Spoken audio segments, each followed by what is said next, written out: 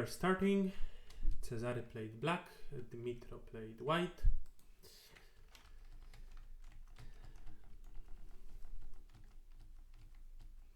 Joseki, the second Joseki. Here it's important to add a move. If white doesn't add a move, then soon black might attack the group. Black invades, a classical 3-3 invasion when white has double wing formation. White continues here. I think everything is alright up to now. And now the next move of black. Where would you play? I think that on this board I am most interested in playing on the bottom side because it's the widest, and well, also there might be a moyo of white, so if we don't play, then potentially white plays something around here and presses us down, or maybe attacks us, as we will see in the game. In the game though, black decides to block the right side and does it in this way. And this is a slight mistake, I would say, because if you want to block, you just block with this move. If black plays here, white might exchange this. I mean, in fact, white doesn't have to, because even if white doesn't, black is not going to capture the two stones. They are for sure too small. But anyway, white can also play elsewhere. And later, anyway, white will play this move and will build life like this. And this result should be better for black than the one which we have in the game. In the game we have this, and later this will be black's center. Or if black wants, black can also play like this. The other result should be better for black, and there are two considerations here. One is the outside shape of black. It's better to have this cutting point higher so that these stones are safer. Generally, in some cases maybe better to have it lower, but generally better to have it higher. And the other question is, how many points does white have? And well, it seems that here white has more points. At first sight, well, it looks like this, but in fact, how many does white have? 7 points. And in the other variation, maybe white indeed has less. So in the game we have this, and then later, let's say like that. How many does white have here? Well, in the endgame, we can say that maybe this is white's center. So this would mean that white has actually 8 points. So maybe white has even more points.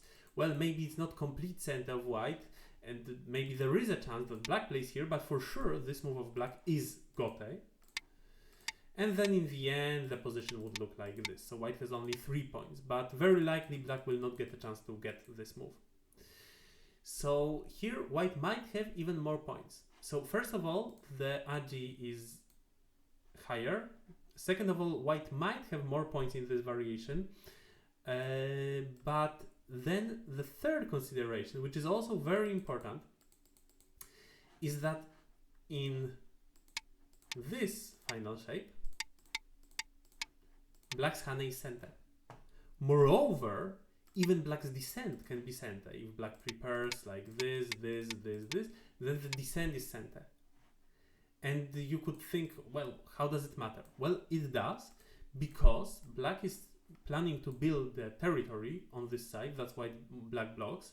And if black is building territory, then it is quite an agi in the territory if white, while building a group, can, as a last resource, use such a move, center move.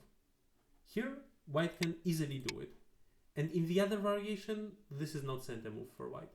So it's a slight agi. So there are 3 considerations here, and it seems that all of them suggest that it's better to just block and not play that other move first. All right. Then white continues the shape on the bottom, because there was a lot of space left there. White plays it here, and black answers in a classical way. White also plays a typical move. I think there are many possibilities here. Maybe something like this is what I would play most often. I don't know, maybe black jumps. But this is also a possible move for sure. Black takes corner, white takes an influence. all for now makes sense.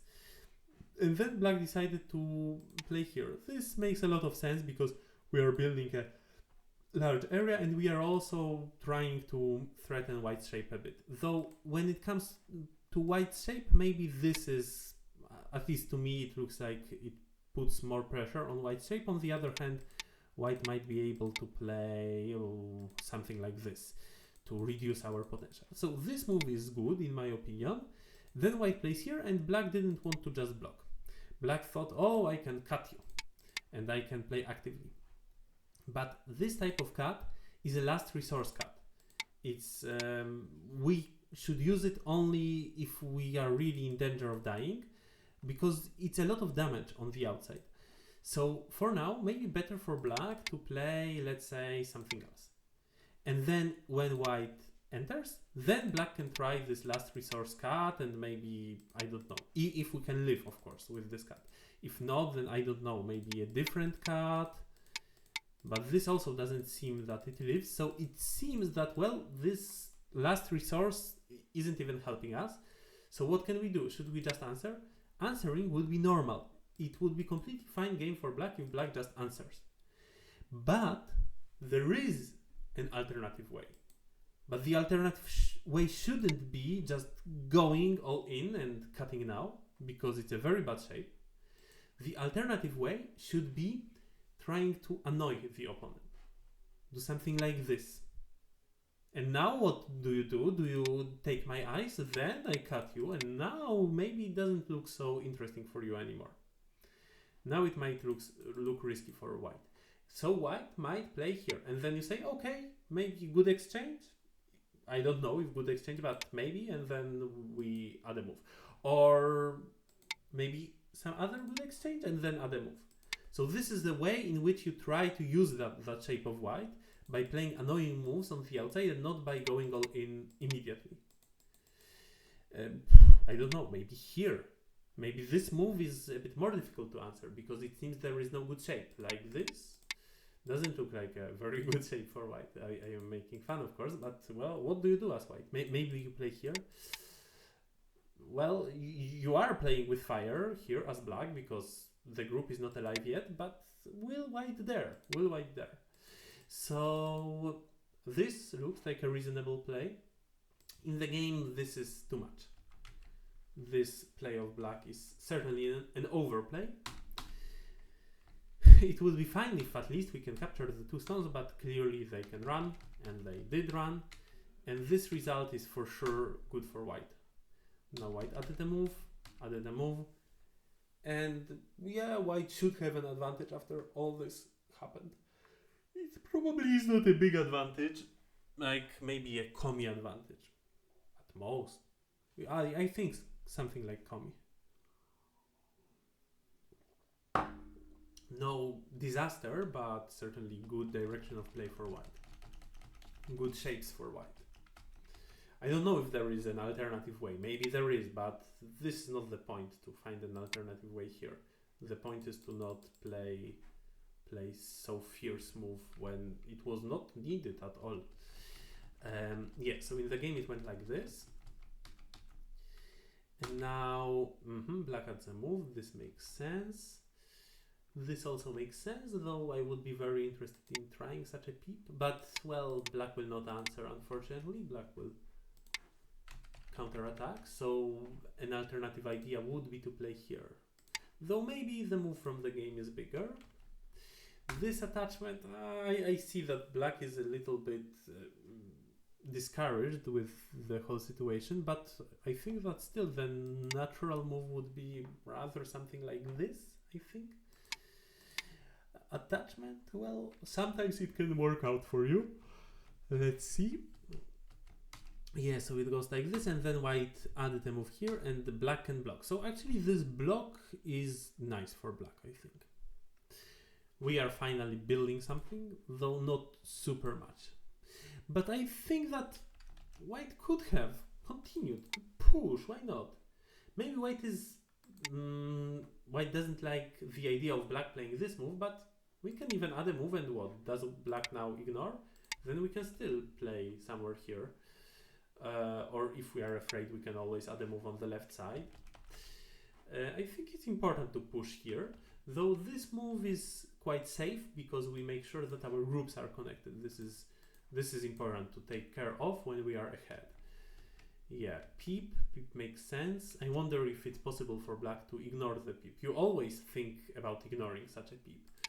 This is center, and then here. Maybe too risky, but something to consider for sure. Alright, here there was another interesting action.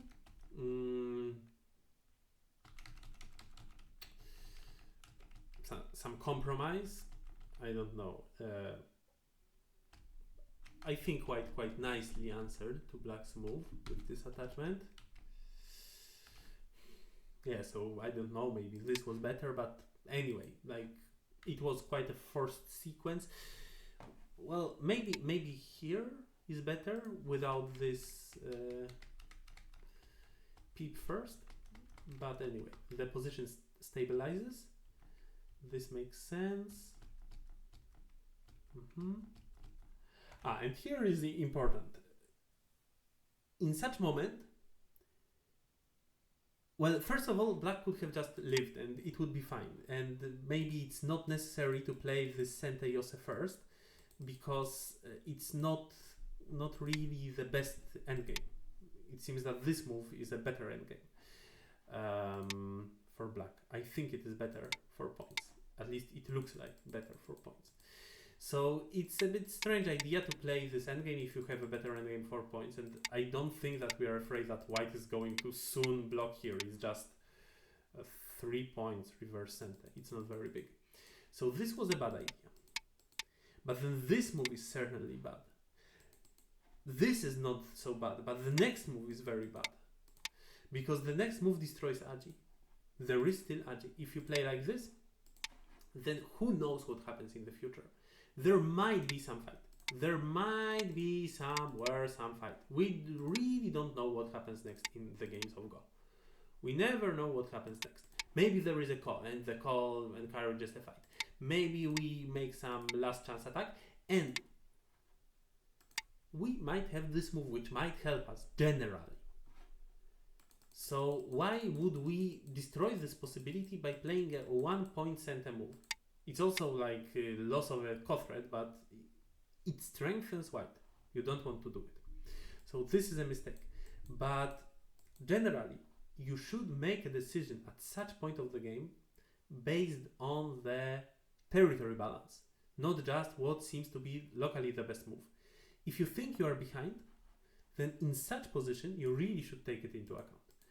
Let's say like here is Komi, here is 30, and 33, 8, okay, 40. Black has 40 sure points. White has, here we said 8, and then let's say 20,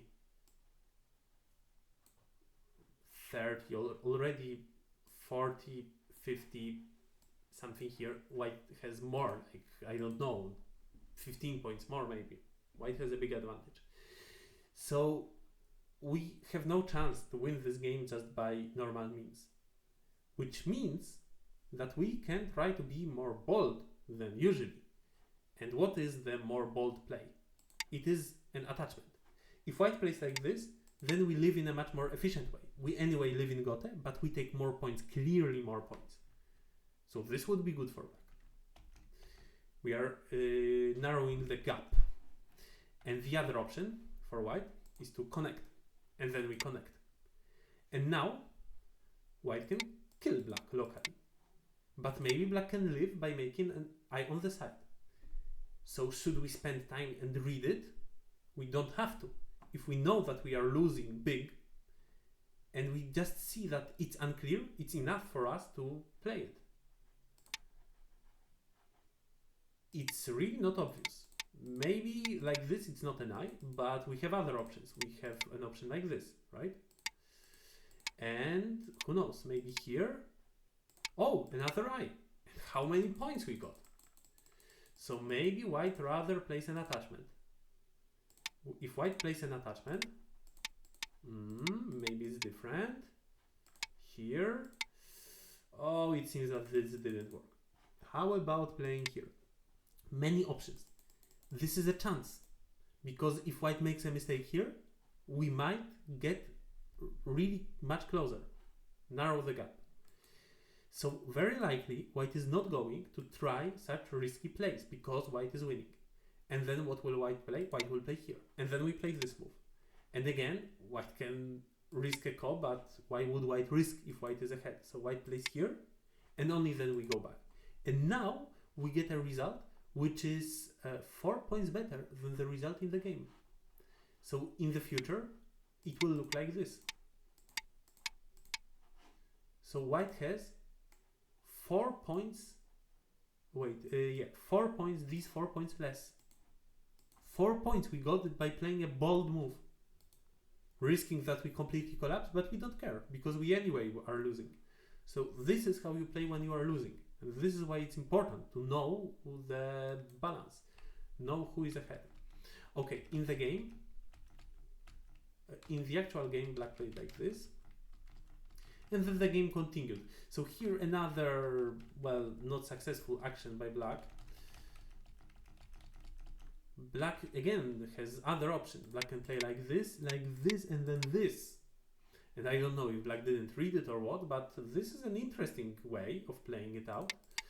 Because we don't capture white stones, but we get a result which is hard to judge. We get such a result. Ta ta ta.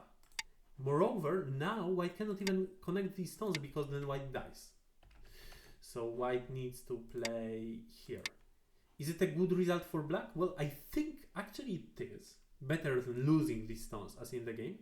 But the fact that it is complicated is enough for us to just try it if we are behind. And in the game, black just sacrificed the stone. This was not a good idea. So there were still some moves played more. And then black resigned because black was clearly behind. So this is it about this game. And we will move to the next one.